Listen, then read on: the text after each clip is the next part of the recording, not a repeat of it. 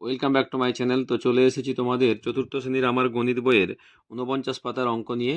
আজকে দেখো এই পাতায় আমরা যোগ বিয়োগ শিখব। কেমন? তাহলে চলো আমরা অঙ্কগুলো করার চেষ্টা করি।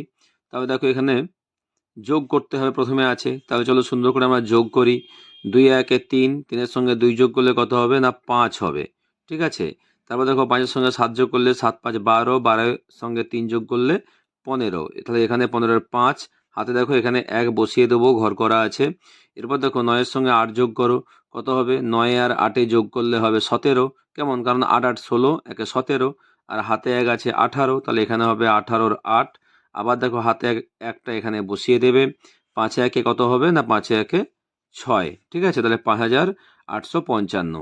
এই যোগটা আমরা করে ফেললাম। কেমন? এরপর দেখো ২-এর দাগের যোগ কি না ৭-এর সঙ্গে কত যোগ করলে, তাহলে দেখো ১ ২ ৩, ৩টে রাশি আছে, তাহলে ৭-এর সঙ্গে কত যোগ করলে ৭ হবে? এখানে শূন্য আছে, এখানে ৭ আছে, তাহলে এখানে আমাকে শূন্য বসাতে হবে, তবে আমরা ৭-এর সঙ্গে শূন্য যোগ করলে ৭ পাবো। ৭ পেয়েছি। কেমন? এরপর দেখো ৩-এর সঙ্গে ৪ যোগ করো ৭, তারপর ৮ যোগ করো, তাহলে কত হবে? ১৫। তাহলে এখানে হবে ১৫-র ৫, হাতের একটা এখানে বসে যাবে। ঠিক আছে। এরপর দেখো ৫ একে ৬, ৬ ২ ৮, তাহলে ৮-এর সঙ্গে কত যোগ করলে ৯ হবে? তাহলে এখানে আমি ১ বসাবো। এবার তুমি ঘুরে যোগ করো। ২-এর সঙ্গে ১ যোগ করলে ৩, ৩-এর সঙ্গে ৫ যোগ করলে ৮, আর হাতের ১ যোগ করলে হচ্ছে ৯। ঠিক আছে। তারপর ৩ একে দেখো ৪, ৪ বসিয়ে দেবে। তাহলে ৪,৯৫৭। তাহলে আমরা ঠিকঠাক যেখানে সংখ্যা প্রয়োজন আমরা সঠিক সংখ্যাগুলো বসাতে পারছি যোগের মাধ্যমে। এরপর দেখো ৩ এর দাগে অঙ্ক কি আছে? না এখানে ৯-এর সঙ্গে কত যোগ করলে ১ হবে? তাহলে অর্থাৎ আবার দেখো এখানে ১ হবে ঠিকই, আবার হাতে ১ থাকবে। তাহলে ৯-এর সঙ্গে যদি আমি ২ যোগ করি, তাহলে ৯ ২ ১১-র ১, হাতে ১ বসালাম, তাহলে এখানে ২ বসাবে। কেমন? এরপর যোগ করো ৭-এর সঙ্গে ৪ যোগ করলে ১১, ১১-র সঙ্গে ১ যোগ করলে হবে ১২, ১২-র ২, আবার এখানে হাতে ১ ঘর করা আছে, বসিয়ে দেবো। এবার দেখো ৫-এর সঙ্গে ১ যোগ করলে ৬, ৬-এর সঙ্গে কত যোগ করলে ২ হবে? তাহলে ৬-এর সঙ্গে ৬ যোগ করলে ১২ হবে, তবে এখানে ২ বসিয়ে দেখো হাতে ১ বসানো আছে, বসাতে পারবো। তাহলে এখানে দেখো আমি যদি ৬ বসিয়ে দিই, তাহলে তুমি ঠিক করে যোগ করো। ৬-এর সঙ্গে ৫ যোগ করলে ১১, ১১-এর সঙ্গে হাতের ১ যোগ করলে ১২, ১২-র ২। কেমন? আর হাতে ১ রইলো। এবার ৬ একে ৭, ৭ একে ৮, তাহলে ৮,২২১। কেমন? এরপর দেখো ৪ এর দাগে কি করতে বলেছে? না ৪ এর দাগে বিয়োগ করতে হবে, কাটাকাটি করে, অর্থাৎ ধার নেওয়া বিয়োগ। এর আগে আমরা ৩ তে এই অঙ্কগুলো করেছি। কেমন? তবে দেখো এখানে ২ থেকে ৮ বিয়োগ করতে হবে। কিভাবে করেছে দেখো? না ৪ দশক, ৪টা ১০ ছিল। তাহলে ৪টা ১০ থেকে একটা ১০ ধার নিয়েছে। ধার নিতে কি হয়েছে? না এক এখানে একটা ১০ চলে এসেছে। তাহলে ১০ এর সঙ্গে ২ যোগ করতে কত হচ্ছে? ১২। অর্থাৎ ২ সমান কি? ১২ হচ্ছে। তাহলে ৮ এর পর তুমি ১২ কে যাবে। কত হবে? না ৪ ঘাটে। কেমন? তাহলে দেখো ৪টা ১০ থেকে একটা ১০ ধার নিয়েছিল, তবে ১০ এর সঙ্গে ২ যোগ করে ১২ হয়েছিল। এখানে ৩ আছে।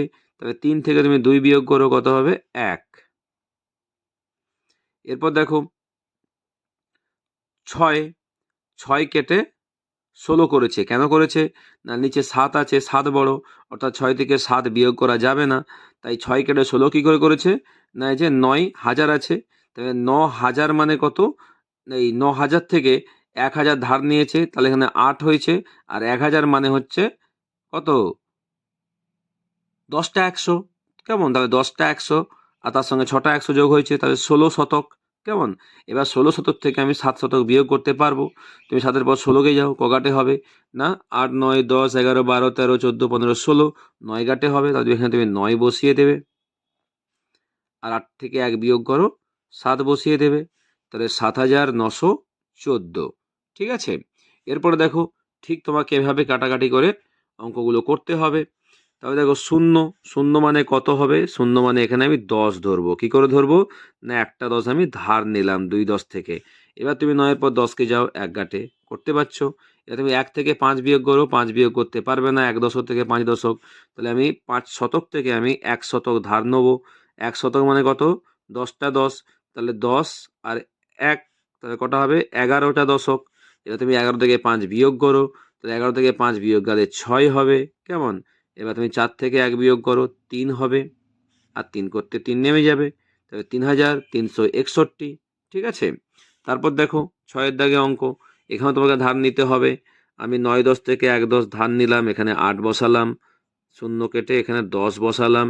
10 থেকে 7 বিয়োগ করো, কত হবে? 3। এবার 8 থেকে 1 বিয়োগ করো, 7। 9 করতে 9 নেমে যাবে, আবার এখানে 9 করতে 9 নেমে যাবে, 9973। কেমন? তারপরে দেখো এখানেও বিয়োগ করতে হবে।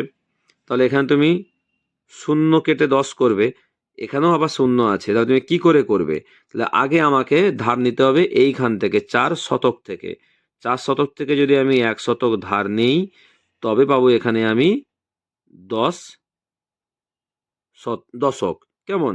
এবার আমি 10 দশক থেকে এখানে ধার নিলাম, নিয়ে কত হলো? না, 9 দশক। আর এখানে আমি পেলাম একটা 10। তা 10 থেকে তুমি 9 বিয়োগ করো, 1 হচ্ছে। এবার তুমি 9, তাহলে এই 9টা আমি এখানেই বসিয়ে দিচ্ছি। কেমন? তাহলে দেখো 9 থেকে তুমি এবার 5 বিয়োগ করো, কত হবে? না 4 হবে। 3 থেকে 1 বিয়োগ করো, 2 হবে। 6 থেকে 2 বিয়োগ করো, 4 হবে। 4241। ঠিক আছে? এরপর দেখো 8 এর দাগের ঠিক এখানে আমাকে আবার ধার নিতে হবে। কিভাবে ধার নেবে? না 7000 থেকে আমি ধার নিলাম 1000, তাহলে হলো কত? এখানে 6000 হলো। তাহলে 6000, তাহলে 1000 মানে কত? 10 শতক, আমি 10 বসিয়ে দিলাম। কেমন?